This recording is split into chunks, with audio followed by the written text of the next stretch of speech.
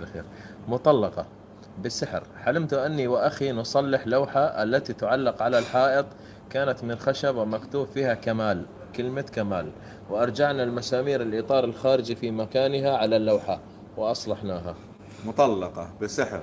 حلمت اني واخي نصلح لوحة التي تعلق على الحائط، كانت من خشب ومكتوب فيها كمال مين؟ هل هو طليقك؟ هل هو شخص تعرفينه ما تعرفينه؟ ما نقدر اذا كان غريب فيدل بانك اذا انت حاولت التواصل، اذا كنت ترغبين في عودة الزوج وهو يرغب في عودتك فسوف يصلح الشيء هذا ويكتمل. اما اذا كان هو نفسه زوجك فمعناتها لازم خلينا نقول ترقونه او تحاول تواصلي معاه، انه واضح انه في فهم، سوء فهم بينك وبينه. بشكل عام اللوحة. خالها. ايوه، شو علاقته في الموضوع خالك؟